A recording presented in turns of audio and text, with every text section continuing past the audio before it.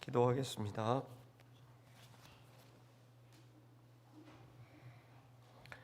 두려워 말라. 나는 너의 방패요 너의 지극히 큰 상급이니라. 하나님, 이 시간 우리의 방패가 되셔서 모든 우리의 영혼과 삶을 짓누르고 공격하는 어둠의 권세로부터 우리를 보호하시고, 또한 우리가 열심히 최선을 다하여 가지만 열매가 없고 손에 쥔 것이 없는 듯 우리의 노력이 물거품인 것처럼 느끼나 주의 진리를 따라 살려고 하는 우리들에게 보상이 주님이신 줄 믿습니다. 주님, 오늘 이 시간 수고하고 애쓴 것을 주 앞에 구분하고 헌금으로 드리고 자신의 재능과 시간을 교회와 이웃들을 위하여 드리는 손길이 있습니다. 주님 받아주시고, 저들이 주님을 알고 주님을 믿고 감사하여 드린 귀한 예물이오니 흠양하시고, 주님을 믿고 드렸사오니 그 믿음을 저버리지 않으시고 저들에게 한량없는 은혜와 복으로 도와여 주시기를 기도합니다. 물질주의가 가득한 이 세상에서 물질의 권세를 이기고 다스리는 주의 자녀들이 되게 하여 주시옵소서. 감사합니다. 예수님 이름으로 기도했습니다. 아멘.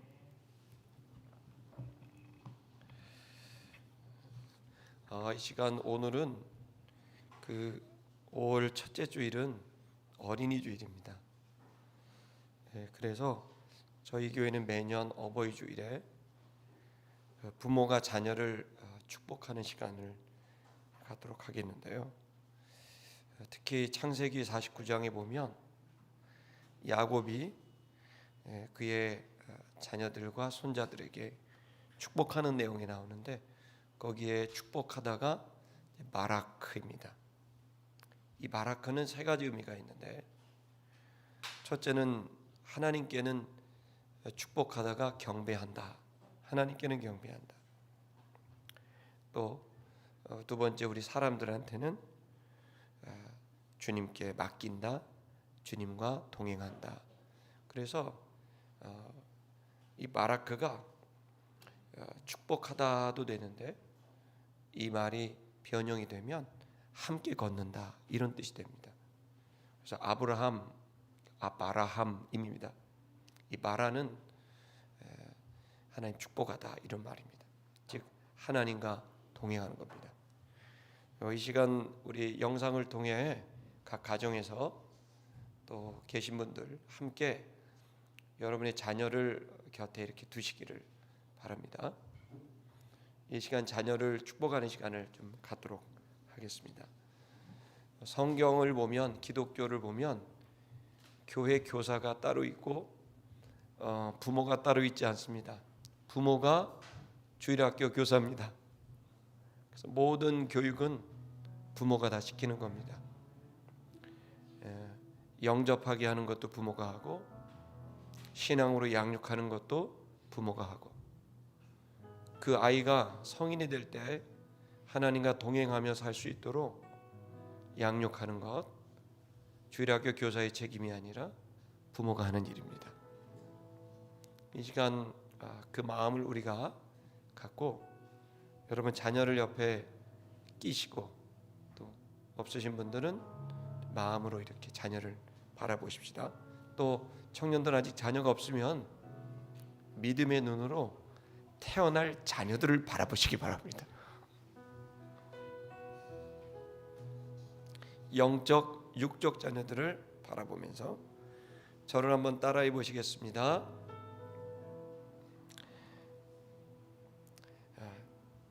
민중아, 민주야, 따라하세요. 이름을 부르세요. 너는 존귀한 하나님의 자녀다. 사랑하고 축복한다. 하나님이 늘 너와 함께 계신다. 2, 3분 동안 여러분의 영적 육적 자녀들의 손을 얹고 축복하며 마음껏 축복하며 기도하겠습니다. 기도하십시다. 거룩하신 여호와 하나님 아버지, 이 시간에 사랑하는 귀한 자녀들, 나의 영적 육적 자녀들을 축복합니다. 특별히 우리 아이들을 축복합니다. 하나님이 아이들의 머리에 안수합니다. 주의 거룩한 영이 임하사 이 아이들이 어릴 때부터 성령 충만한 아이들이 되게 하여 주시고 세상의 헛된 것을 쫓아가지 않고 영원한 주 여호와 하나님, 사랑의 하나님을 쫓아가도록 주님과 동행하도록 인도하여 주시옵소서. 오 하나님 아버지, 이 시간 이 세상에 온갖 추한 것들로 가득한 세상입니다. 하나님 자신의 외로움과 고통과 불안과 두려움을 해소하고자 술 취하고 방탕한 세상입니다. 음란과 폐역이 가득한 세상입니다. 물질주의와 성공주의로 가득하여 영혼을 빼앗기고 있는 세상입니다. 이 어둡고 어두운 세상 속에서 우리 아이들이 빛이요 소금이 된 것을 선포합니다. 이 아이들은 이 세상의 빛이고 이 아이들은 이 세상의 소금입니다. 이 아이들은 이 세상의 복입니다. 이 아이들은 하늘에 빛나는 별인들입니다. 하나님이 이 아이들을 통해 살아날 것이고 이 아이들을 통해 더럽고 추하고 썩어가는 것들이 건강하게 회복될 것이고 무너진 것들이 다시 회복될 것이고 인간의 모든 욕망들이 무너지게 될 것입니다. 이 아이들을 통해 주님이 영광을 받으실 것입니다. 함께 하실 것입니다.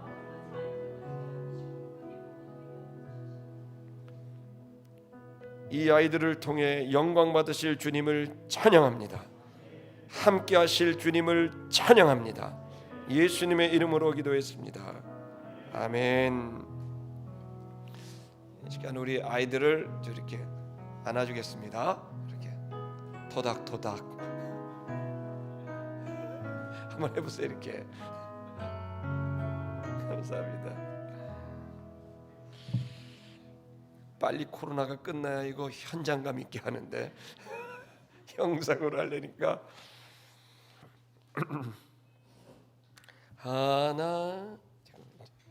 하나님 너를 지키시네 너의 우편에 그늘 되시 낮에 밤에 달도 너를 외치 못하리 눈을 들어 산을 보아라 너의 도움은 어디서 오나 전지 지으신 너를 만드신 여호와께 오나. 아멘.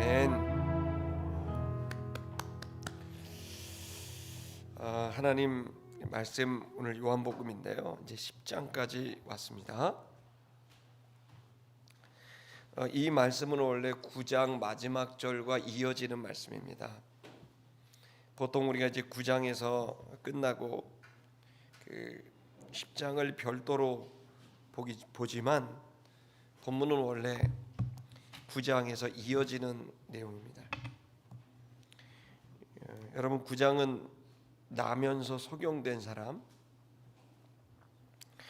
그 사람이 안식일에 이제 치유가 되면서 그 안식일에 치료를 하신 예수님에 대해서 공격을 바리새인들이 하게 되고 또 그 과정에서 예수님이 그 나면서 소경된 그 전무후무한 이렇게 앞을 보지 못하는 분이 앞을 보는, 태어나면서 한 번도 이렇게 보지 못했던 분이 치료가 되는 기적을, 그 기적 자체를 의심하고, 또 그의 부모를 데려다가 정말 앞을 못 봤냐, 또 어떻게 해서 이렇게 됐느냐, 이런 그 강압적인 질문을 해서 그 교권을 갖고 바리새인들이 이제 그 소경과 그의 부모를 압박하고, 이어서 이제 그걸 치료하게 하신 당사자인 예수님을 이제 공격하는 내용입니다. 예, 그러면서 이제 예수님이 하신 말씀이 너희가 차라리 이제 그 소경이 되었더라면 너희가 차라리 죄가 없겠지만, 너희가 계속 본다고 말하니, 나는 본다고 말하니, 그러니 너희에게 죄가 그대로 있다. 이게 이제 보냐 못 보냐 그 이야기를 지금 하시는 내용입니다.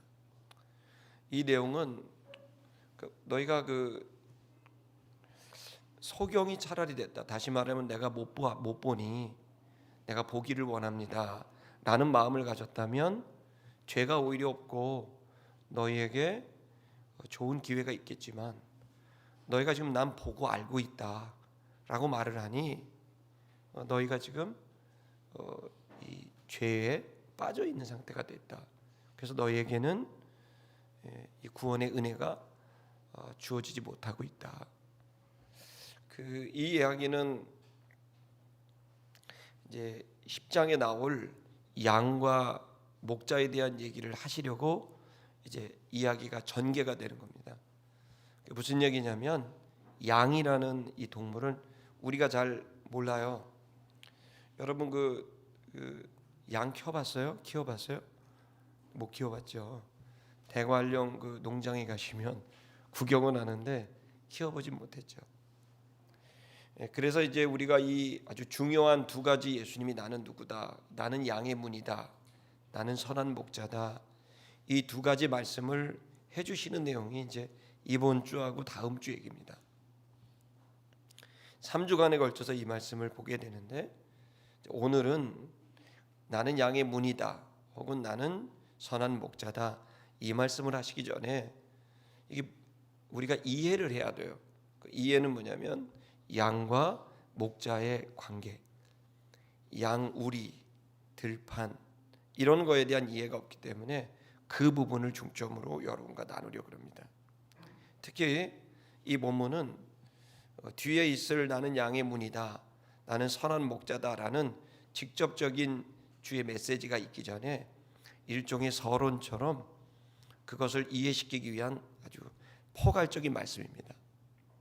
그래서 오늘 이 본문에서 우리가 진짜 중요하게 여겨야 될 것은 이 부분을 이해하는 거예요. 특히 그 양에게는 목자가 있는데, 이 목자와 대비되는 절도와 강도가 여기에 이제 등장합니다. 그들로부터 이 절도와 강도가 있고 목자가 있는데, 절도와 강도는 양을 훔치고 양을 죽이고 자기의 그 유익을 위해서 이용해 먹는 그러한 그 사람들이라면, 목자는 양을 생존하게 하고 양을 성장시키는 그러한 존재입니다. 이 두 존재가 있는데, 이 두 존재로부터 목자가 사용하는 방법은 들판과 낮과 밤에 어떻게 목자가 양을 이 절도와 강도로부터 지키는가에 대한 내용입니다. 여러분 좀 저를 잠깐 보십시오. 이제 이야기를 이제 편하게 들으시면 돼요. 교회에서 와서 너무 경직되게 들으시면 안 됩니다. 좀 편하게 마음을 갖고. 이제 목자와 양의 요 그림은 그 시기마다 좀 다릅니다. 그래서 이제 구약 시대 때나 좀 다르고, 또 지금 예수님이 계셨던 1세기 당시에 팔레스타인이 좀 달라요. 그 옛날 구약, 특히 시편 23편으로 우리가 이야기하고 있는 여호와는 나의 목자시니라는 말씀이 있잖아요. 그 장면은 이제 다윗이 양을 키우다가 그 양과 목자와의 관계를 이렇게 보면서 깨달은 말씀을 성령께서 깨닫게 하신 걸 시로 적은 거잖아요. 여기서 가장 중요한 거는 뭐냐면 목자가 없다면 양은 생존할 수 없다. 클 수 없다. 기르시었다. 목자가 우리를 길렀고 우리를 먹을 것, 마실 것으로 인도했다. 이게 이제 가장 중요합니다. 그러니까 여러분, 양이라는 존재는 목자가 없다면 생존 자체가 어려운 동물이고 또 그리고 당연히 성장할 수도 없는 존재라는 거죠. 그걸 이제 그 구약 시대 때는 직접 내 양은 내가 키웠어요. 그러나 예수님 당시 이 성경이 기록될 당시에는 직접 키우는 사람도 있었고, 그때 당시는 예수님 당시는 어떻게 했냐면 양은 일종의 재산 증식의 방법이었어요. 재테크 방식이었어요. 그래서 양이 없는 사람들은 거의 없었고 그 양을 직접 키울 수 있는 사람이 있는가 하면 키울 수 없는 도시 생활을 하는 사람도 있었어요. 그러다 보니까 이제 양을 어떻게 됐냐면 직접 내 양을 키우는 사람은 직접 양을 키우기도 하지만 이게 산업화됐기 때문에 대략 한 100마리 정도로 한 그룹을 이뤄서 100마리 그룹으로 이렇게 무리로 이끄는 이제 방식이 선택된 거죠. 그래서 이제 당시 사람들은 내가 양을 이렇게 맡겨요. 내가 양을 몇 마리 사서 목자한테 맡기면 이 목자가 이 양을 받고 뭐 5마리면 5마리 받고 그 다음에 한 1, 2년 지난 다음에 10마리로 돌려주는 거예요. 그러면 그 중에 내가 팔 수도 있겠죠. 그래야 시집도 보내고 장가도 보내고 집도 사겠죠. 그러니까 재산 증식의 방법이었어요. 직접 기르는 사람도 있었고. 그래서 그 양을 받아서 양을 키워요. 근데 목자 사실 맡기기만 했지 내가 그 양을 잘 모르지만 목자는 이 양이 5마리를 갖고 왔으면 5마리가 이제 태어나게 되면 태어날 때부터 양들에게 이름을 불러줘요. 그러니까 참 특이한 거죠. 1세기 팔레스타인의 목자들은 전통적으로 양이 태어나면 이름을 불러줘요. 근데 왜 이름을 불러주는지 아세요? 그건 그 양을 보호하고 그 양을 성장시키기 위한 거예요. 이유가 뭐냐면 그 목자가 그 양의 이름을 불러야 그 양이 자기를 부르는 줄 알고 따라오게 되는 거죠. 양의 가장 큰 특징 중에 하나는 시각이 너무 약해요. 잘 안 보여요. 여러분 가끔 영화나 아니면 대관령 가시면 양이 여러분을 가만히 서서 여러분을 이렇게 쳐다볼 때가 있나요? 이렇게 양이 가만히 움직이지도 않고 미동도 않고 이렇게 봐. 왜 그렇게 서 있는 줄 아세요? 저게 뭔가 이렇게 쳐다보는 거예요. 안 보여서 그런 거예요. 여러분을 보는 게 아니라 바위인가 사람인가 나무덤불인가 사람인가 이게 덩어리만 보이는 거예요. 그 양이 그 시각이 너무너무 약해요. 그래서 뭐가 되냐면 잘 분별을 못해요. 그러다 보니까 이제 어떤 문제가 발생하냐면 들짐승들이 양을 채가잖아요. 그러면 대책이 없어요. 옆에 와서 만약에 사자가 오다가 양이 있는데 탁 와서 갑자기 멈추잖아요. 그럼 양들은 가만히 쳐다봐요. 이유가 뭔지 아세요? 저게 사자인가 바위인가 헷갈리는 거예요. 그럼 가만히 있으면 바위인가 보다 또 풀을 뜯어 먹어요. 그러니까 그럴 정도로 시각이 약한 거예요. 그러니까 이제 이 양들은 그래서 뭐냐면 목자가 만약에 그걸 지켜주고 사자가 오거나 들짐승이 오는 걸 발견하고 막아주고 쫓아내지 않으면 양은 생존 자체가 어려운 거예요. 그래서 이제 그 양들은 그래서 대부분 양들은 다 땅을 봅니다. 밑을 봐요. 그래서 팔레스타인 여러분 2월 달 되면 우리가 매년 이스라엘을 가지 않습니까? 여러분 모두 함께 가기를 바랍니다. 자, 그 이스라엘에 가면 여러분 광야를 이렇게 버스를 타거나 길을 가다 보면 이 산이나 들판이다 이렇게 가로로 이렇게 다 이렇게 마치 밭고랑을 인 것처럼 이렇게 길게 다 돼 있어요. 도대체 왜 이렇게 가로로 줄이 거져 있느냐? 그 이유가 뭐냐면 오선지처럼 줄이 거져 있어요. 그 이유가 뭐냐면 양이 걸어갔던 양의 길이에요. 그게 양은 옆도 안 보고요, 앞만 봐요. 정확히 말하면 자기 코앞만 봐요. 자기 코앞에 먹을 게 있으면 요 풀 뜯어먹고 이 풀 뜯어먹고 이 풀 뜯어먹고 계속 하루 종일 풀만 뜯어먹어요. 먹으면 없으니까 그 다음 풀 보고 그 다음 풀 보고 그 다음 풀 보고. 그러니까 먹고 사는 게 하루 종일이래요.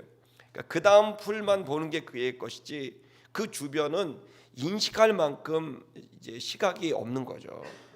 그래서 계속 가다 보면 이게 일자로 가는 거예요. 그래서 처음부터 끝까지 자기 고집대로 가요. 그래서 왜 양은 자기 고집대로 자기 길로 갔건을 이사야서의 말씀 나오잖아요. 그게 뭐냐면 양은 오로지 먹을 것만 보고 코앞에 있는 먹을 것만 봐요. 그래서 계속 먹으면 여기서 요거 먹을 거 이거 할 거 그러면서 가는데 얘를 데리고 가고 싶어도 못 가요. 왜? 먹을 게 있는데 어디를 가요? 자기 고집이 자기 길로 가는 거예요. 그 자기 길은 한마디로 자기 먹을 것을 챙기는 길. 그 길로 계속 가는 게 양이고 그 양의 특성이 있는 거예요.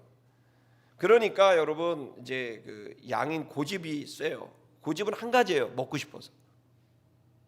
그 한 가지 먹고 싶은 욕심으로 계속 고집을 부리면서 자기 길을 일직선으로 갑니다. 여러분 그렇게 가다 보면 어떤 일이 벌어지죠? 양은 지금처럼 무슨 사료를 주는 게 아니잖아요. 팔레스타인에는 들판에 광야에 기르는데 그렇게 되면 먹을 거에 정신이 팔린 양 두 가지 위험이 있어요. 하나는 먹을 거에 정신을 팔리다 보면 길을 잃어요. 내가 목자로부터 멀리 떨어져 있는지도 모르고 목자가 잠깐만 한눈을 팔면 양은 그냥 먹을 것을 향해 오늘 먹을 것 오늘 행복을 향해 막 가요. 그러다 보면 자기도 모르게 구렁텅이에 빠지거나 늪에 빠지거나 낭떠러지에 떨어지거나 하는 일이 비일비재한 거예요. 지금도 여러분 진짜 웃겨요. 양이요 얼마나 굶뜨는지 몰라요. 먹을 거 먹다가 자기가 빠지는지도 먹을 거를 먹다 빠져요. 어느 정도로 먹을 거에 집착하는지 아시겠어요? 분명히 떨어질 것 같아. 근데 이 양은 오로지 먹겠다는 마음으로 거기를 먹다가 굴러 떨어져요. 그런 양들이 비일비재합니다. 그러니까 이 양이 그렇게 되니까 결국 문제는 뭐냐면 자기가 목자를 잃어버리고 길에서 이탈할 수가 있는 거예요.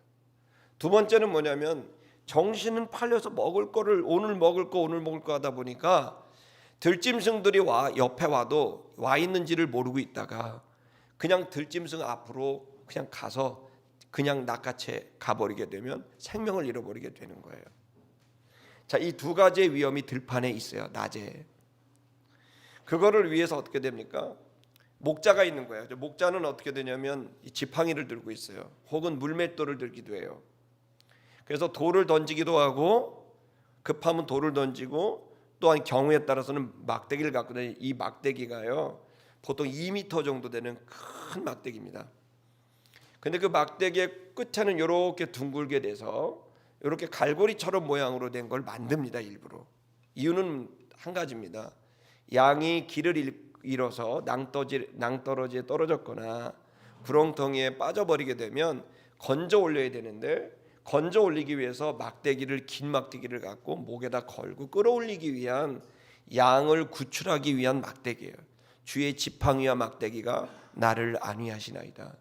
이 말씀이 그 말씀이에요. 그리고 양이 잘못된 길로 고집을 부리면 그걸 한테 툭 쳐요. 그러면 그때 정신 차리고 또 제 길로 가게 되는 겁니다. 그러니까 그 양을 옳은 길로 인도하고 위기에 빠진 양을 구출하게 하기 위해서 이제 지팡이와 막대기를 사용하게 되는 겁니다. 자, 이렇게 목자가 없으면 양은 문제가 됩니다. 이제 더 문제는 밤입니다. 밤이 되면 야생동물 들짐승들이 더 달려들죠. 밤이 되니 더 안 보입니다. 야간성이 아닙니다. 양은. 그러다 보니까 밤에 돌아다니는 짐승이 아니라 밤에는 잡니다. 근데 이렇게 들판에서 자면 어떻게 되겠어요? 그때는 목자도 밤이 되기 때문에 정확하게 100마리 몇백 마리를 보호할 수가 없는 거죠. 목자도 안 보여요. 그래서 팔레스타인의 목자들은 어떤 아이디어를 생각해낸 줄 아세요? 양우리입니다. 양우리는 이제 그 광야 곳곳에 거대한 크기의 목장 이렇게 울타리를 칩니다. 그러니까 여러분 그 울타리는 그 100마리를 잡기 위한 울타리가 아니고 많은 목자들이 있을 거 아니에요. 그 말하자면 이제 전문 목자들, 지금 여의도에 있는 애널리스트들 같이 자산 관리사들이 자기에게 있는 100마리를 이제 이끌고 간단 말이에요. 이걸 한 마리도 놓치면 안 되고 더 증식시켜야 되는 거죠. 그러다 보니까 이제 목자는 거기서 수입을 얻게 되는 겁니다. 그러니까 이 목자들이 이제 가지고 이제 갑니다. 그럼 100마리 단위로 가면 밤이 되면 이제 지정된 장소에 이 양우리가 있었던 거예요. 센터식으로. 그럼 이제 하다가 풀을 뜯다가 데리고 갑니다. 그래서 양우리로 가면 그 양우리에 도착하면 거대한 양우리에 벌써 이런 게 뭐 가득한 거죠. 이미 도착한 양들과 또 들어온 양들이. 근데 그 양우리는요 정확하게 문이 한 개예요. 오로지 그 한 마리가 지나다닐 수 있는 그 문, 그 유일한 문 한 문이 있어요. 모든 그 양우리는 딱 하나의 문이 있고 그 문으로 들어오고 그 문으로 나갑니다. 그래서 이제 다음 주에 보시게 될 나는 양의 문이다라고 하는 이 말씀은 나는 유일한 그 문이다. 나를 통해서만 그 우리에 들어갈 수 있고 거기서 나올 수가 있다라고 하는 예수 그리스도의 구원의 유일성을 말할 때 나는 양의 문이다라고 말한 거예요. 그 오로지 유일한 그 문. 그 문은 어떤 용도냐면 수백 마리 수천 마리 아닙니까? 그럼 이 양이 들판에서 다 왔는지 안 왔는지를 알 방법이 없잖아요. 그러면 거기에는 문지기, 그 문을 지키는 문지기와 그리고 목자가 좌우에 서서 한 마리 한 마리씩 보내는 거예요. 한 마리, 두 마리, 세 마리, 뭐 한놈 두시기, 석삼더구리, 오징어 뭐 이러면서 이제 죄송합니다. 저희 시골에서 했었던 건데 웃으실 줄 알고 했는데 1부 때는 엄청 웃으셨는데 지금 2부는 지금 나이가 너무 젊으셔갖고 저희들이 할 때 이제 하나 둘 셋 이렇게 세는 게 너무 재미없으니까 한놈 두시기, 석삼더구리, 오징어 뭐 이러면서 팔보채 뭐 이러면서 이제 했는데 죄송합니다. 그런 식으로 해서 100마리를 세요. 근데 딱 보니까 뭐예요? 99마리야. 근데 한 마리가 없어요. 그럼 언제 할 수 있느냐? 바로 그 문에서 할 수 있을 거예요. 그 문에 가봐야 알아요. 대충 100마리겠다 생각하는 거지. 그 100마리가 딱 됐다 안 됐다는 언제 하냐? 양의 문에 들어갔을 때 아는 거예요. 그러면 한 마리가 없어요. 그럼 목자는 그거를 두고 어떻게 돼요? 한 마리를 쫓아 떠나가는 거예요. 그래서 그 양을 한 마리를 찾으러 가는 거죠. 그 비유를 예수님이 하신 거죠. 자, 여러분, 그래서 이 우리 안으로 집어넣습니다. 그 밤이 되면은 왜 우리가 이제 있으면 거기에 높은 이제 담이 있겠죠, 울타리가. 그러면 여기서도 두 개의 또 위험성이 있습니다. 우리 안에 들어가서도 위험이 있습니다. 하나는 뭐냐면 바로 그 우리의 너무나 많은 주인, 그러니까 목자가 각기 다른 양들이 섞여 있기 때문에 욕심을 내는 이제 목자들이 거기에 있어서 양을 뺏어 갑니다. 아무도 모르게 슬쩍 한 마리를 채갑니다. 여러분 이제 그 백화점 같은 데서 근무를 하면 이제 거기에서 있는 백화점 입점 기업들이 그 여러 가지 고민들이 많은데 이제 백화점에 대한 어떤 일방적인 거래에 대한 불편한 마음도 있지만 또 하나의 불편한 마음이 있는데 그게 뭐냐면 창고를 같이 쓰는 거예요. 그래서 백화점에 입점한 분들이 이제 뭐 계단이나 창고가 부족하면 막 물건을 쭉 늘어놓으면 꼭 거기서 도난 사건이 일어나는 거죠. 창고에 들어오면 남의 회사 거를 슬쩍 해갖고 집어넣어서 나가는 분들이 이제 있다 그래요. 그걸로 보시면 돼요. 그 목자에 딱 들어왔는데 이거 욕심 나는 양, 좀 현찮은 양 있으면 따로 빼가지고 그냥 슬쩍 들고 나가는 그런 것들이 하나가 있고, 다시 말하면 자기 목자가 아닌 다른 목자가 데려갈 수 있는 게 하나 있고, 또 하나는 뭐냐면 담 넘어 들어오는 도둑과 강도예요. 이 인간들은 이제 담을 넘어 들어와서 거기서 도둑은 거짓말한다는 뜻이고 강도는 힘을 써서 가져간다는 뜻입니다. 노력한다는 뜻이에요. 다시 말하면 두 가지로 양들을 데려가요. 하나는 거짓말해요. 자기가 목자인 척 복장도 하고, 목자인 척 목소리도 흉내내고, 목자인 척 이름도 부르고, 그러면서 양을 데려가는 거죠. 넘어와서 자기 거를 취하는 거죠. 또 하나는 강도입니다. 양 보자마자 양 확 짚고 그냥 가져가는 거예요. 몽둥이라는데 딱 때린 다음에 막 데려가는 거죠. 강도입니다. 약탈을 해가는 거죠.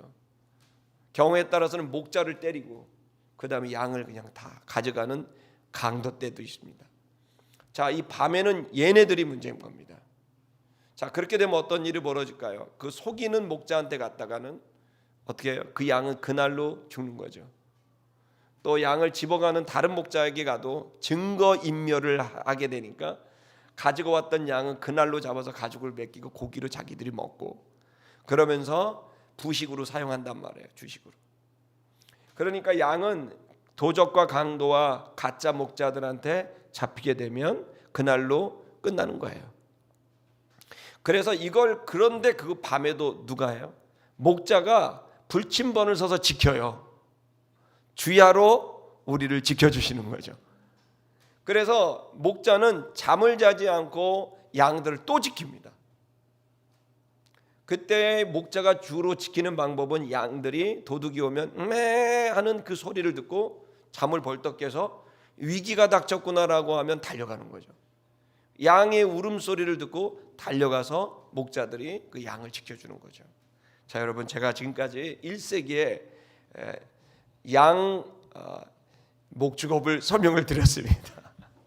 이걸 이해하셔야 이 10장의 말씀이 이해가 되는 겁니다. 오늘은 그 중에서 양우리에 대한 얘기가 강조점이 있고, 그리고 목자에 대한 얘기가 후에 나옵니다. 근데 이 본문의 말씀은 원래는 한 주에 전체를 다 해야 되지만 여러분 설교 시간이 또 너무 길어지잖아요. 그래서 저는 3주에 걸쳐서 이 말씀을 여러분과 나누려고 합니다.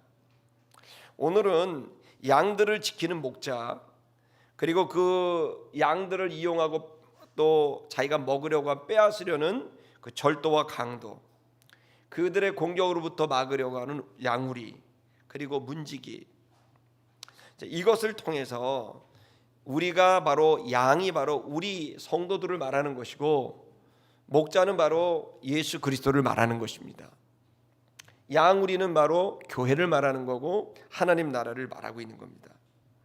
그래서 우리가 지금 이 말씀을 통해 깨달아야 될 건, 우리가 양이다라고 하는 개념에서 오늘 우리가 하는 진리 앞에 우리가 좀 다가갔으면 좋겠습니다. 다시 말하면 우리는 양이기 때문에 기본적으로 잘 보지 못합니다. 본다고 말을 한다면 정말 그 죄, 여기 예수님이 마지막 구절에 하셨던 것처럼 너희가 못 본다고 소경이여라고 말한다면 너희가 죄가 없거니와 너희가 본다고 말하니 죄가 너희한테 있다. 여러분, 죄가 왜 있으면 뭐가, 어떤 현상이 벌어집니까? 죄의 현상은요, 고통과 불안과 두려움과 죽음입니다. 하나님이 죄를 짓지 말라고 하는 얘기는 죄를 짓게 되면 불안해져요.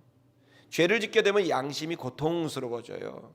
죄를 짓게 되면 그 열매가 좋지 않기 때문에 불안해요. 본능적으로. 죄를 짓게 되면 이게 밝혀지면 자신의 명예가, 또 자신이 쌓아올린 것이 무너지는 줄 알기 때문에 죄진 사람은요 늘 마음이 어려워요. 그리고 그 고통이 결국 멸망과 죽음에까지 이르게 하는 그 전조 현상으로 나오게 돼요.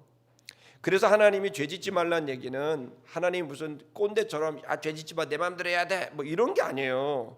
독선적인 어떤 늙은 아저씨 얘기가 아니에요.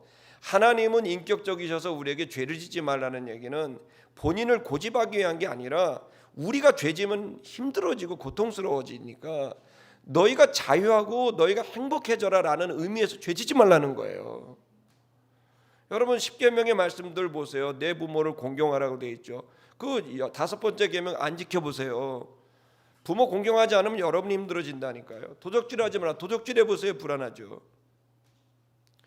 여러분, 우리 마음에 주님께서 얘기하시는 죄짓지 말라는 거는 우리의 행복을 빼앗아가려는 게 아니라 우리의 행복을 보장하기 위한 것이고, 양심의 고통으로부터 양심의 평안을 우리에게 주고자 하시는 주님의 선물인 거예요. 그래서 여러분, 주님께서 우리들에게 이 죄에 대한 이야기를 하시는 것은 결국 너희가 본다고 말하면 죄 가운데 들어가게 되고, 죄 가운데 들어가면 너희가 불안해지고 두려워지고 고통스러워지게 될 거다라는 얘기인 거예요. 여러분, 길을 잃어버리는 사람의 특징이 뭔지 아세요? 길을 안다고 생각하고 길을 가면 길을 잃어버려요. 길을 모른다고 생각하는 사람은 처음부터 물어보고 지도를 살피고 꼼꼼히 해서 길을 들이잃어버려요. 근데 문제는 뭐냐면 내가 길을 안다고 생각을 하니까, 내가 본다고 생각하니까 그냥 했다가 나중에 낭패를 겪는 거죠. 자, 여러분, 지금 우리가 이 성경을 통해 하나님께서 깨닫게 하신 건 우리가 양과 같은 자들이라는 것을 알게 하시는 거예요. 우리는 그냥 양처럼 그냥 하루하루 벌어먹는 거에 집중해요. 오늘 내가 뭘 먹을까? 그죠? 내가 오늘 하루벌이를 어떻게 할까? 그리고 내가 하는 일에 대한 성과, 그거 내가 너무 좋죠. 내 코앞에 있는 것들. 물론 높은 의식을 갖고 있는 사람들은 인생을 멀리 보고 또 넓게 봅니다. 그러나 대부분 우리가 그렇게 보더라도 순간 현장에 들어가게 되면 나도 모르게 시야가 확 좁아지게 되고 내 앞에 있는 그 일만 모든 것인 것처럼 느껴지게 됩니다. 저도 그렇고 아마 여러분도 그럴 겁니다. 그렇게 돼서 우리는 양과 같아서 내 앞에 있는 것만 생각하고 이 일이 만약에 상실이 되고 이 일을 할 수 없다고 생각하면 되게 짜증나고 화가 나고 고집을 부리게 되죠. 양과 같아요. 그리고 더 문제는 내가 시선이 너무 좁기 때문에 내 앞에 위험이 도사리고 있는데 그 위험이 도사리고 있는지를 아무도 모르고 자신도 모르고 그냥 내 일에 열심히 된 거죠. 여러분, 재난을 당하고 어려움을 당한 사람들이 자기 앞에 있는 그 어려움을 예측한 사람이 있습니까? 없단 말이에요. 이유는 한 가지인 거예요. 보지 못했기 때문이에요. 근데 우리는 보지 못해서 안 보이는 걸 없다고 생각한다니까요. 못 본 거와 없는 것은 전혀 다른 문제거든요. 그래서 우리가 나 스스로의 힘으로 내가 살아간다라고 하는 거는 양이 마치 목자 없이 들판에서 내가 혼자 살아갈 거야 라고 생각하는 거와 똑같고, 목자 없이 양우리에 들어가는 거와 똑같아요. 양에게 있어서 가장 절대적인 것은 힘을 기르는 거나 시선이 이런 게 아니에요. 양에게 가장 중요한 것은 나의 맨파워가 아니라 주님과의 관계인 거예요. 지금도 많은 신앙인들이 착각하고 있는 건 나의 맨파워를 기르는 게 신앙이라고 생각하는데, 그 말이 부정하고 싶지는 않지만 본질은 아니에요. 신앙의 본질은 잃어버렸던 하나님의 형상이 내게 회복되는 것, 그것은 내가 잃어버렸던 하나님과의 관계가 회복되는 거예요. 내가 맨파워가 강해질 수 있죠. 여러분의 지략과 여러분의 실력이 커질 수 있습니다. 그러나 죄송하지만 여전히 그래도 우리는 양인 거죠. 이 문제에 대해서 우리의 생존과 성장에 대한 가장 중요한 키워드는 바로 내가 목자를 소유하고 있느냐 목자가 없느냐의 문제라는 거예요. 인생을 혼자 가느냐 아니면 나를 생존하게 할 수 있고 나를 성장시킬 수 있는 그분과 함께 가느냐. 신앙생활은 정확하게 혼자 성장하는 게 아닙니다. 신앙생활은 바로 목자 대신 예수 그리스도 여호와 하나님과 내가 좋은 관계로 함께 걸어가는 거예요. 그래서 목자 없는 양이 생존할 수 없듯이 이 주님 없는 우리가 생존할 수 없다는 것을 우리가 인정하고 그것을 가장 중요하게 여기게 되는 게 신앙생활입니다. 여러분, 그래서 오늘 우리는 이 말씀을 통해서 양우리와 또 그리고 목자와 이런 이야기들을 우리가 한번 대략 살피고요. 우리 다음 주 다다음 주에 더 깊이 심화 과정을 좀 보도록 하겠습니다. 1절을 다 같이 보시죠. 첫 번째 가장 중요한 것은 우리의 신앙생활, 교회 생활에 여전히 교회를 다녀도 신앙생활에도 위험이 도사리고 있다는 이야기입니다. 자, 어떤 위험입니까? 예수님께서 이제 1절에 말합니다. 내가 진실로 진실로 내가 너에게 이르노니, 진실로 2번 나온 얘기는요 정말 중요하다는 얘기입니다. 너에게 말한다. 뭘 말씀하십니까? 절도와 강도가 있다. 그들은 어떤 사람들입니까? 2가지 특징이 있습니다. 분사 형태로 되어 있는데요. 양의 우리의 문으로 들어가지 아니한다. 첫 번째, 양의 우리, 말씀드린 양우리입니다. 그 센터와 같은 양우리, 거기에 문이 하나가 있는데 그 유일한 문으로 들어오지 않는 사람은 그 사람은 절도고 강도다. 공식적인 루트로 들어오지 않는 거예요. 2번째 특징은 뭐냐면 다른 데로 넘어오는 자, 그러니까 문으로 안 오고 다른 울타리를 넘어오는 자, 이 사람이 뭐다? 절도고 강도다라는 얘기입니다. 지금 말씀드린 대로 우리에게는 위험이 있어요. 위험이 도사리고 있다고요. 그것은 바로 우리가 양이 아마 생각했겠습니까? 잡혀가는 양은 한 번도 절도가 내 옆에 와 있다, 강도가 내 옆에 와 있다고 생각하지 못할 거예요. 여기서 절도는 거짓말하는 거야. 말씀드린 대로 속이는 거예요. 얼마나 수많은 이단들이, 위험한 집단들이 또 교회 안에서 자기 욕심에 가득한 어떤 교회 지도자들이 얼마나 많이 속여서 사람들을 데려가고 자기 밑으로 둡니까? 이런 일들을 말하고 있는 겁니다. 그들은 잘 속입니다. 연기자와 같죠. 그래서 그들은 어떻게 해야 양들이 정말 좋은 목자, 자기 목자라고 생각하게 할지 즉각적으로 자기를 만들고 자기의 모습을 만들고 혹은 전략적으로 그렇게 하기도 합니다.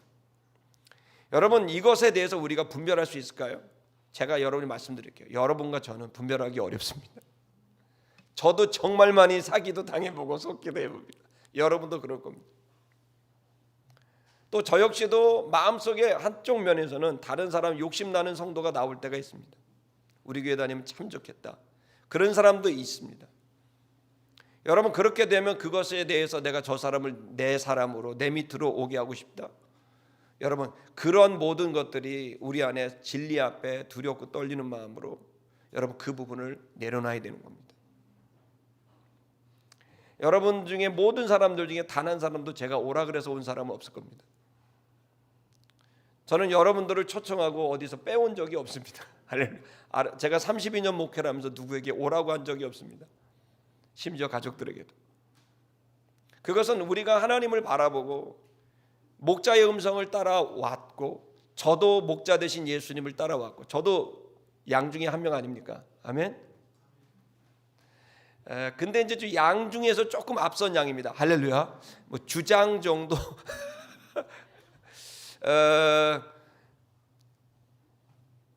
그렇지만 우리도 그러한 그 목자일 수도 있고 또 양일 수도 있겠죠. 어쨌든 본문을 좀 더 집중해서 보면, 그래서 그런 위험 요소가 있다는 사실을 모릅니다. 또 어떤 경우에는 어쩔 수 없이 강압적인 것으로 또 하기도 합니다. 지금 많은 사람들은 이상하게 또 어둠의 권세들은 사람들 쥐고 흔들려는 영적인 그룹과 또 그런 사람들이 있습니다. 요즘에 뭐 가스라이팅이라는 이 단어가 새롭게 막 나오는데, 그 가스등이라는 소설에서 나온 얘기죠. 그 가스라이팅은 사람들이 심리적으로 어려운 사람들을, 그 사람들의 자기 잘못으로 여기지 않고 그 사람이 그 사람 스스로 잘못이라고 여기게끔 막 심리적으로 흔들어 놓는, 압박하기도 하고 흔들어 놓기도 하는 그런 것들이 다 가스라이팅들이죠. 그러니까 지금도 사람들은 사람들의 마음을 이렇게 지배하고 다스리려는 욕망 속에 있는 사람들이 있고, 그런 그룹도 있습니다. 이단과 사이비 집단을 보면 한심하기 짝이 없습니다. 거기에 핵심적인 건 뭐냐면 양의 생존과 양의 성장을 원하느냐 원치 않느냐입니다. 이 강도와 절도의 특징은 그 양을 이용합니다. 그리고 그 양을 이용해서 자기의 어떤 것을 취득하려고 하는 겁니다. 그러기 위해서 양이 필요한 겁니다. 더 많은 양이 필요하고 더 센 양이 필요하고 더 많이 새끼를 낳는 양이 필요합니다. 오로지 그것은 자기를 위한 것들입니다. 여러분과 제가 목자일 수도 있기 때문에 말씀을 드립니다. 내가 사람에 대한 욕심이 있는 이유가 나의 어떤 것 때문이냐, 아니면 그 사람들을 사랑하기 때문이냐. 교회가 가져야 될 정서를 말하고 있는 거예요. 그 사람을 이용해서 뭔가를 얻으려고 하느냐, 아니면 그 사람 자체를 사랑하고 섬기려고 하느냐. 참 목자는 그 사람 자체를 사랑하고 존중하고 생존하게 하고 성장시키는 데 관심을 갖습니다. 그러나 절도와 강도는 그 양을 이용해서 자기의 어떤 꿈을 이루려고 합니다. 그것이 이단과 사이비가 아니고 정통적 교회고, 또 여러분 목회자, 아니 일반 평신도라 할지라도 똑같습니다. 그래서 우리의 마음에 목자의 마음이 있느냐, 그 다음 주에 좀 볼게요. 이런 절도와 강도가 우리 속에 있지만 문제는 우리가 그것을 잘 모릅니다. 절도와 강도는 무섭습니다. 그러나 여러분, 감사할 일이 있습니다. 우리에게 목자가 있습니다. 할렐루야. 이 목자가 있다는 겁니다. 이 목자가 있어야만 양이 그들로부터 보호받고 생존할 수 있는 거죠. 자, 이 목자의 특징 세 가지를 다음 구절에서 2절 이하에 말하고 있는데요. 자, 우리 2절을 좀 보실까요? 자, 그 사람이 있다. 그 사람은 양의 목자다. 문으로 들어가는 이가 양의 목자다. 첫 번째, 진짜 목자는 공식적인 문으로 들어가요. 뒷거래, 뒤에서 뭐를 하고, 뭐 뒤담화하고, 이렇게 뒤로 하지 않아요. 비공식적으로 뭔가를 꼬셔내고 하지 않는다는 거예요. 도둑의 특징은 아마 이랬겠죠. 제가 도둑 흉내를 한번 내겠습니다. 양아 이러면서 이렇게 겁니다. 근데 도둑이 흉내를 냈겠죠. 목자인 것처럼. 그래서 목자 톤도 내면 양아 이렇게 가겠죠. 거기 보면 이제 배양, 김양, 이양, 김양 이런 양이 있겠죠. 그런 양들을 데리고 가는데 얘들은 다 비공식적 라인으로 한다는 거예요. 아름다운 교회 성도 여러분, 여러분은 절대로 비공식적 라인으로 생활하지 마십시오. 여러분은 당당히 공식적 라인으로 정확하게 드러나게 합법적으로 여러분과 저의 믿음의 생활이 있기를 주의 이름으로 축복합니다. 자, 이 목자는 공식적인 그 유일한 문으로 들어오는 사람입니다. 합법적으로 들어오는 것이죠. 자, 두 번째 특징은 뭡니까? 문지기가 순종하는 사람이 목자입니다. 문지기가 쫓아가고 욕하는 사람은 목자가 아니고 강도고, 문지기가 어서 오세요 그런 사람이 바로 목자입니다. 3절을 보겠습니다. 자, 그를 위하여 문지기가 문을 열어준다. 목자는 항상 공식적으로 하나님의 종들은 혼자 하지 않습니다. 거기에 문지기들이 있고 그 문지기들이 목자를 영접합니다. 이것은 구원론적으로 보면, 기독론적으로 보면 모세로부터 시작한 세례요한에 이르기까지 율법의 말씀을 다루었고 책임졌던 주의 종들을 의미합니다. 이들은 문지기로서 회개의 세례를 외치고 율법을 가지고 왔고, 드디어 율법이 완성될 목자, 율법이 완성될 그리스도를 기다렸던 사람들입니다. 그래서 이 목자들은 세례 요한이 바로 내가 그의 신들매도 풀기도 감당기 어려운 분이 오셨다, 이 말은 마치 양우리의 문지기가 목자를 기다리고 드디어 목자가 왔다라고 하면서 고용된 문지기가 그 주인 목자를 보면서 절하고 인사하는 모습과 똑같은 거예요.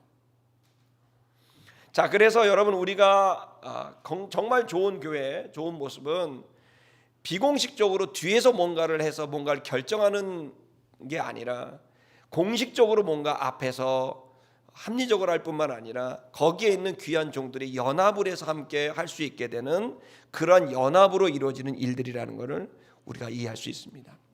세 번째로 목자는 어떻게 됩니까? 양의 이름을 부르게 됩니다. 다음 구절을 좀 보십시다. 그의 음성을 듣나니, 이제 양이 세 번째는 목자인지 아닌지는 아는 거 양이 하는 거예요. 그의 음성을 듣고요. 그리고 그가 자기 양들의 각각 이름을 불러냅니다. 그리고 그가 그들을 인도해 냅니다. 그는 바로 목자입니다. 그래서 양들의 이름을 각각 불러요. 여러분, 참 희한하게 이걸 뭘로 생각하시면 되냐면 반려견 정도로 이해하시면 돼요. 여러분, 개로 이해하시면 우리 한국 사람은 훨씬 이해가 쉬워요. 양을 개로, 그래서 여호와는 그의 기르시는 개로다, 이렇게 하면 제일 좋아요. 왜냐하면 여러분, 개는요, 여러분 개가 주인의 음성을 알아요.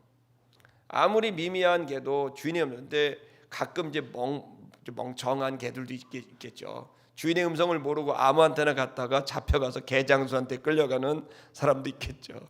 그 개장수한테 끌려간다는 거와 이렇게 그림을 그리시면 훨씬 이해하기 쉽습니다. 자, 중요한 건 이제 그 이름을 이제 불러가게 되면, 이름을 불렀다는 지점이에요. 이름을 불렀다는 건 인격적 관계가 됐다는 거죠. 인격적 관계가 돼서 이 내 목자의 음성을 알고 목자는 또 내 이름을 아는 거죠. 자, 보세요.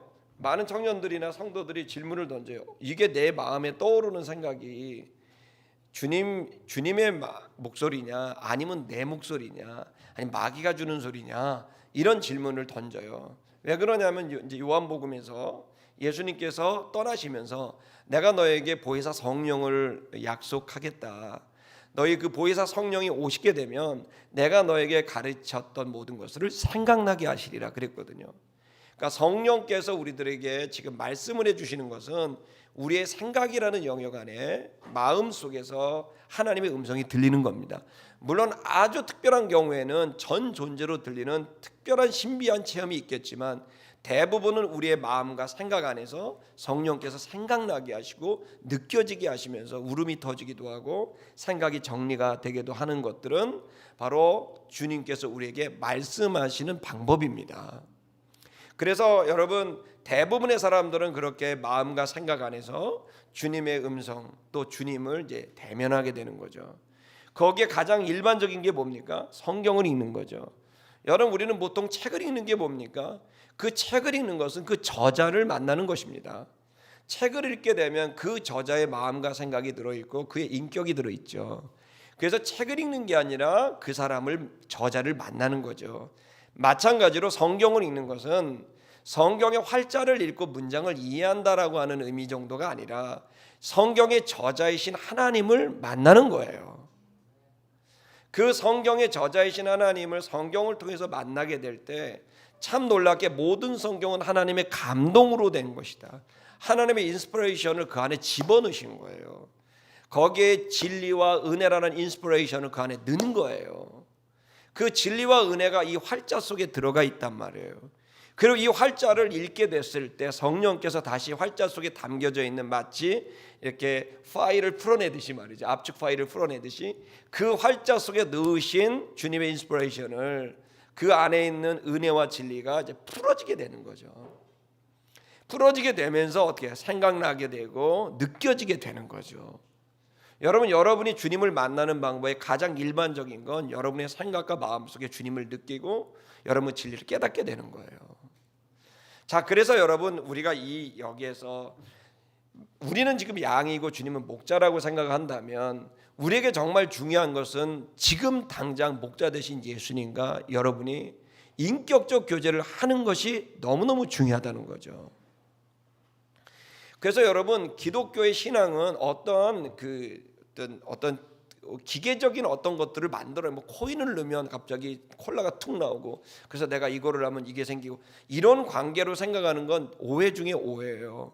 하나님과 또 우리가 성도들과 교회를 대하는 것은 인격적 관계라는 게 본질입니다. 그래서 이것은 대단히 자연적인 것이고 이것은 매우 오리진가 생각이 안 나지. 그 본래적인 독특함이 다 있는 거예요. 그래서 한 사람 한 사람이 다 달라요. 여러분은 지금 똑같은 걸 먹어도 다 달라요. 세상에 한 사람도 똑같지 않아요. 그건 한 사람 한 사람의 오리지널이 그 속에 있는 거예요. 그리고 우리가 그 한 사람 한 사람 또 만나요. 그때 만남도 다 달라요. 그래서 여러분이 제 이야기를 들어보셔야 여러분의 삶과 다르기 때문에 참고 정도는 할 수 있어도 여러분 제가 모델일 수가 없는 거예요. 그냥 여러분은 여러분이고 여러분은 하나님이 형상대로 지었고 여러분 각자는 다르게 지었고 그리고 우리가 각자 다르기 때문에 각자 다른 이 모습으로 하나님을 만났을 때 각자 다른 인생과 사역이 일어날 수 있는 거죠. 누구를 너무 흉내내려고 그러지 마세요. 흉내내기를 원한다면 예수를 흉내내세요. 그것만으로도 충분한 거예요. 왜냐하면 여러분은 이미 한 사람한테 시편의 표현에 믿으면 신묘막측하다, 기가 막힌 존재다, 원더풀하다 말이에요. 원더풀 뷰티풀한 거예요, 여러분은. 근데 그 여러분들이 지금 각자 뭔가를 기계적인 것으로 붕어빵 찍듯이 무슨 훈련을 받으면 다 똑같이 뭐가 되고 3주 훈련을 받으면 하나님의 음성이 들리고 안 들리고 이런 얘기 자체는 다 거짓말이에요. 그럴 수가 없는 거예요. 성경의 원리상. 우리가 단 하루를 만나도 주님을 만날 수 있어요. 70년을 교회를 다녀도 못 만날 수 있는 거고. 하나님은 그렇게 똑같이 뭔가를 될 수 있는 분이 전혀 아니라는 걸 깨달으셔야 돼요. 인격적 관계예요. 제발 주님을 만날 땐 내가 가지고 있는 선입관, 편견, 고정관념을 좀 내려놓고 그냥 내 인격 하나로 지정의를 갖고 내가 그냥 하나님 앞에 가고 그냥 내가 하나님의 음성을 좀 들어보는 거죠. 만나보는 거예요. 그럼 이게 하나님 주신지 아닌지 어떻게 하느냐, 이 얘기를 질문을 던져요. 내가 나 양인 거 알겠고 주님 목자인 거 알겠는데 도저히 나는 안 들리는데요. 모르겠어요. 여러분 하나님의 음성을 아는 분별할 수 있는 방법이 뭡니까? 굉장히 간단합니다. 여러분 예를 들어서 제가 저희 배원자매가 저기 있습니다. 혜원자매의 목소리를 지금도 전화하면 목사님 그럼 제가 알죠. 혜원이냐 그러죠. 내가 어떻게 알겠어요? 아는 건 간단합니다. 만나봤기 때문이에요. 계속 얘기했고 계속 들었고 해봤기 때문이에요. 여러분, 하나님의 음성을 아는 방법은 뭔가 첫째, 둘째, 셋째 그 자체도 내가 뭐 의미가 없다고는 할 수 없지만, 여러분이 하나님의 음성을 알려면 하나님의 음성을 들어보고 여러분이 하나님께 기도를 드려봐야 됩니다. 너무 무책임한가요? 좀 더 들어보세요. 여러분, 우리는 하나님의 말씀을 보고 그 속에서 하나님의 음성, 하나님의 뜻이 담겨 있다고 믿으셔야 됩니다. 아멘. 그리고 그것을 통해서 우리에게 알려주신다고 믿어야 됩니다. 두 번째, 하나님이 사건을 통해서 나에게 알려주신다고 믿어야 합니다. 로고스는 두 종류입니다. 여기에는 활자로 된 로고스가 첫째고, 두 번째는 사건들입니다. 자, 이 두 가지의 로고스를 통해 하려는데 사건은 우리가 도대체 분별하기 어렵습니다. 그래서 하나님께서는 자신의 뜻을 이 속에 담아 놓으신 거죠. 그럼 이 책을 읽게 됐을 때 우리에게 떠오르는 생각들, 이 책을 읽게 됐을 때 우리에게 느껴졌던 감동들, 이것들을 여러분 적으세요. 여러분이 간단하게 적고 길게 적으셔도 되지만 여러분이 깨닫고 느꼈던 것들을 적으세요. 그리고 그것으로 나에게 어떤 요구를 하셨거나 나에게 어떤 일들을 나에게 어떤 것들을 생각나게 해서 이렇게 했으면 좋겠다라고 생각한 것들이 있다면 그걸 죄송한데 순종해 보세요. 행동으로 말해 보세요. 그리고 여러분 그 행동을 한번 실행해 보세요. 예를 들어 내가 예배를 듣다 갑자기 내가 내가 우리 이번 선교여행을 가야 되겠다는 감동이 왔어. 감동이 왔는데 이게 사람이 준 건지 이게 내가 생각인지 마귀가 준 건지 하나님 생각인지 알 길이 없다. 알 길이 없으면 여러분 또 물어보세요. 또 성경을 펴시고 또 기도하세요. 한 번으로 내가 하나님의 음성을 알 거라고 생각하지 마세요. 사람도 그렇게 알 수가 없어요. 누구도 어떤 인격적 관계도 한 번으로 대번에 알 수 있는 방법은 없어요. 또 물어보세요. 또 기도하세요.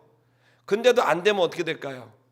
그러면 여러분이 교회를 존중을 하고 이번 일에 대해서 온전하지는 않지만 그 교회 권위에 순종해서 선교여행을 가보세요. 대부분의 사람들이 그 안에서 하나님의 뜻을 체험하고 하나님의 음성을 이제 조금씩 알아가기 시작합니다. 제가 여러분에게 하나님의 음성은 저음입니다, 바리톤 톤입니다 이렇게 말할 수 없어요. 그렇게 알 수 있는 게 아니에요. 하나님은.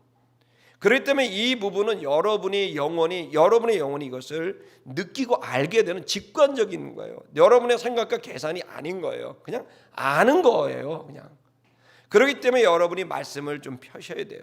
성경을 읽어가는 것은 너무 귀한 거예요. 왜 그러냐면 여기로부터 모든 것이 출발하기 때문이에요. 캐논이라는 말은 어떤 걸 분별하는 잣대라는 말도 되지만 캐논은 출발한다는 말의 의미가 더 강해요. 캐논은 그래서 여기로부터 시작을 한 거예요. 그래서 모든 하나님의 사람들은요 다 똑같은 말을 해요. 말씀으로 돌아가라고. 말씀으로 시작하라고 똑같이 말해요. 이걸 여러분 성 어거스틴이 그렇게 엉터리로 살다가 하나님을 느끼게 됐어요. 이제 내가 어떻게 살아야 되죠? 하나님께 그랬을 때 길을 가다가 길거리에서 애들이 노는 거예요. 그 아이들이 뭐라 그러냐면 톨레레게 이랬다고. 톨레레게 뭐야? 집어들고 읽어라. 그 노래를 불렀어. 애들 동요야. 근데 갑자기 성령의 감동이 딱 오면서 집어들고 읽어야 되는구나. 내가 해야 될 첫 번째 일은 집어들고 읽어야 되는 거구나. 내가 수많이 고민하고 괴로워하고 어떻게 살아야 될지 몰랐는데 내가 해야 될 첫 번째 일은 집어들고 읽는 것이구나라는 걸 알고 그 다음부터 여러분 어거스틴이 이 성경을 집어들고 읽으면서 위대한 여러분 새로운 교회 역사를 썼던 거 아닙니까? 제가 여러분과 저에게도 얘기하고 싶은 건 그겁니다. 제가 하나님의 음성을 가르쳐 줄 수 설명할 방법은 없습니다.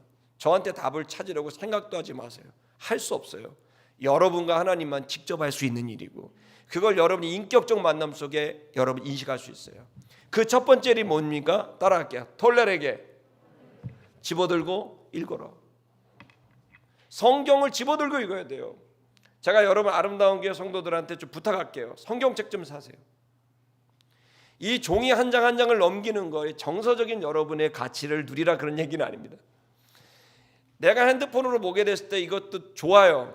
실용성이 있다고 봐요. 그러나 이게 여러분의 영성이 주된 것으로 가게 되면 제가 여러분 안에 분명히 굉장히 위험할 수 있어요. 이유는 뭐냐면 모든 우리의 생명이라는 건 그 뿌리와 근본이 있는 거거든요. 그 근본 뿌리라고 하는 것이 어디로부터 오느냐가 그 사람의 존재를 말하는 거예요. 그 근본 뿌리가 어디로부터 오느냐? 우리의 영혼은 말씀으로 오는 거예요. 이 말씀으로부터 시작하는 이것을 거절한다면 기독교는 아니에요. 성경을 읽히는 걸 안 하는 교회는 교회가 아니에요. 성경을 연구하지 않는 교회는 교회가 아니에요. 왜냐하면 우리는 다 없어질 거예요. 예배당 없어질 거예요. 다 없어질 거예요. 아름다운 교도 없어질 수도 있어요. 다 없어질 수 있다고요. 저와 여러분도 없어져요. 말씀은 영원해요. 이 땅에 존재하는 가장 위대한 가치는 말씀인 거예요. 이것만이 영원히 남게 돼요. 그리고 우리는 이 책에 담겨져 책을 통해서 봤던 그 하나님을 우리의 모든 마지막 숨을 다하고 죽음의 문턱을 넘어가게 됐을 때 이 말씀 자체를 우리가 대면하게 되는 거죠. 지금 우리는 양이에요.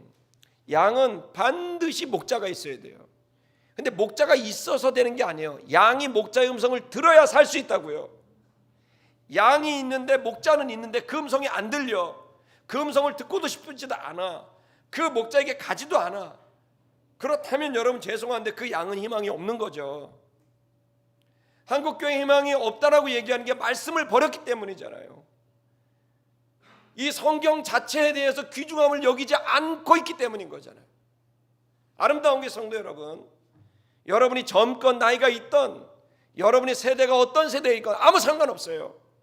여러분이 말씀을 집어들고 읽지 않으면 죄송한데 아무리 맨파워가 강하고 위대한 포텐셜을 갖고 능력을 갖고 있는 사람도 죄송한 말인데 그냥 잡혀먹어요. 물질주의 잡혀먹고 성공주의 잡혀먹고 음란과 폐역에 잡혀먹어요. 누구도 자신할 수 있는 사람은 없어요. 본다고 말한다면 죄 가운데 있는 거예요. 나는 소경입니다. 나는 못 봅니다.